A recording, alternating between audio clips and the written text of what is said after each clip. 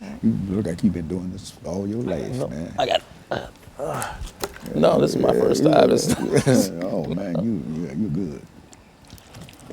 Because you got the information. That's what makes you good. See, when you have the information, and you can do it. Yeah, See, thank you. and so when we come back to in this final segment, I'll introduce the show again. All right. But and in case I forget, but what I'd like for you to do is to look at these two personalities within the context of all the things that you've studied about them and writing your book and books and et cetera, and to look and to examine those two individuals, Dr. Martin Luther King and Adam Clayton Powell, and point out whatever the similarities or difficulties and et cetera, whatever you want to talk about. But I think that would be good to end this, because these are the two most important individuals in terms of contemporary black society and the institutional church. You see, and I'd like to know more about about this myself. You see. And so when we come back, we'll do that. We'll do this. We will have, excuse me, we'll have 10 minutes to do this. I need some water myself. Yeah. Okay, very good. Thank you now. Herbert Marbury. Yes, that's it. Okay, well, I have to do that every time. You're giving us some excellent, and I don't want to make any noise.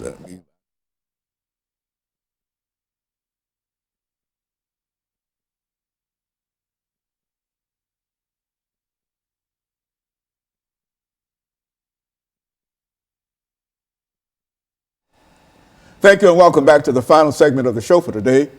We're talking to Dr. Herbert Marbury from Vanderbilt University, and he's giving us some information in reference to African Americans and the institutional church.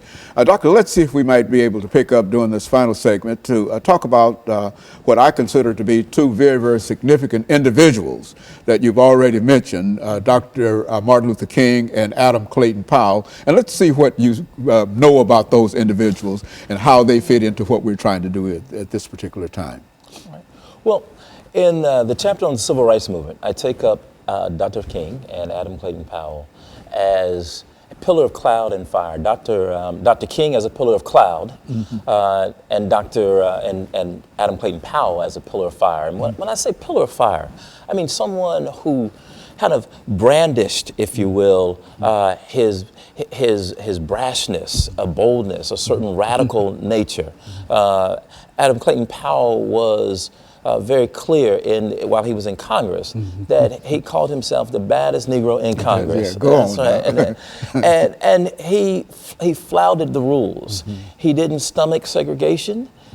He didn't take kindly to the kinds of conventions that made African Americans second class. And part it had to do with his upbringing, had to do with who he was, but it also had to do with, I think, growing up in Harlem. And he really was, I call him, a son of the Harlem Renaissance. He was the new Negro, as I understand it, that the Harlem Renaissance writers had hoped for. He started one of the first boycotts of the public transportation system in Harlem. One of the first sort of public service programs at his church at Abyssinian Baptist Church. And by the time he went to Congress, he was pastoring the largest Protestant congregation in the nation. Adam Clayton Powell is known for his he's not only known for his pastoral work, but he's known for the Powell Amendment, which was a little known sort of codicil that he would add to every bill that sent funding for public accommodations, and it was a bill that said that public funding could not be used for segregated institutions. It angered Southern segregationists throughout the country, but it also angered African Americans because some of those schools were African American schools in the South. Although they were segregated, they were starved because they also needed the public funding. But Clayton Powell didn't care. What he was concerned about was ensuring that those who wanted segregation had to pay for it. And so he starved them all to death until he was able to get the Civil Rights Bill in 1964. That was his victory in the Civil Rights Bill of 64. He was there when Lyndon Baines Johnson signed it, but so was Dr. Martin Luther King Jr. And King, who was, they were both princes of the Black Baptist Church. Adam Clayton Powell had gone to, attended school in New York. His father, his father, in many ways, had groomed him to be a prince of the Baptist Church. Martin Luther King, as Dr. King, as Dr. King's father. Good. His father pastored Abyssinian, while Dr. King's father pastored Ebenezer, and they both groomed their sons for the roles that they would take. They both went to elite schools, Morehouse College in the South, and they both were products of the black middle class. But where they differed, I think, was Dr. King grew up in the segregated South, born right at 1929, just as America was going into the Great Depression. And Dr. King saw a different and a brutal side of white segregationist power. And it was something that I don't think Adam Clayton Powell saw. That shaped Dr. King in a way that that Adam Clayton Powell didn't. And led to his assassination. Yes, and led to his assassination. Absolutely.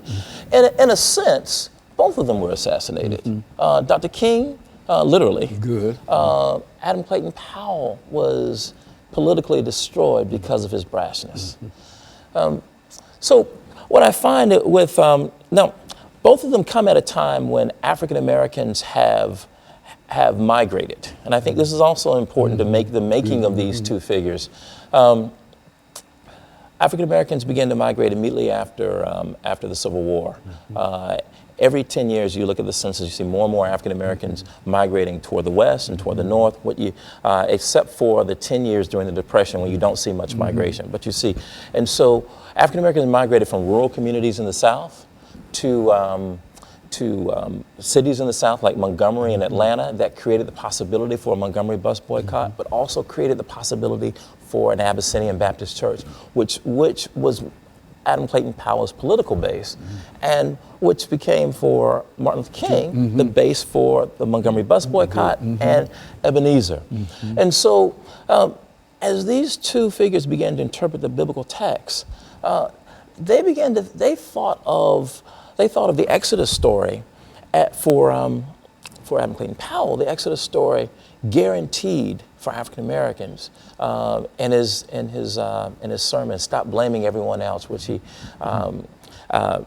preached at Abyssinian Baptist Church in the 50s. It was a sermon that invited African Americans to fully participate in what it meant to be a citizen, take responsibility for what it meant to be a citizen. He really pushed African Americans. He pushed African Americans to take responsibility for it. And so for Martin Luther King Jr., however, there was a different way of understanding the biblical text. Martin Luther King Jr., growing up in the South, personal piety became very important. In as much as his political work, personal piety became a mask, if you will, for Martin Luther King Jr.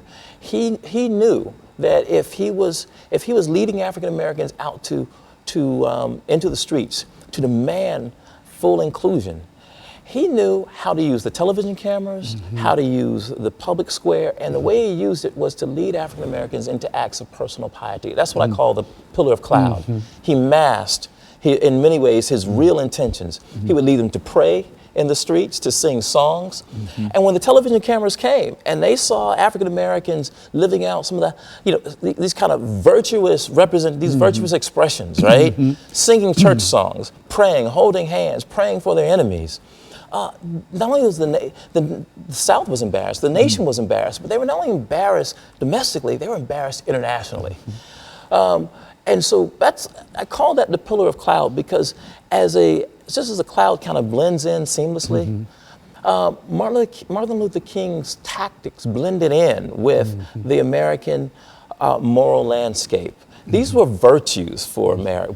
And this was also Dr. Martin Luther King behind the veil. Yes. And you know more about that because Yes. of one of your professors, I'm sure. Dr. Baldwin. Dr. Baldwin, Right. who talked about Right. that and et cetera. And I think that Yes. you're an excellent reflection Yes. in terms of what he said about that and some of the things that you're saying Yes. about that. And I want you to know that the information that you're giving us now is very, very precious. Right. And I think that understanding these two individuals Right. and some of the things that they faced and how different they were, one from the north and one from the south, yeah. but yet and still they had the same commitment, and while they went about it differently, they had the same commitment in terms of the uplift of African Americans to eventually reach the promised land. Right. And I think that that's what we're still trying to move toward. And that's Is what that- that's what we're still trying. That's what I hope that as you read my book, but as we think about biblical interpretation today,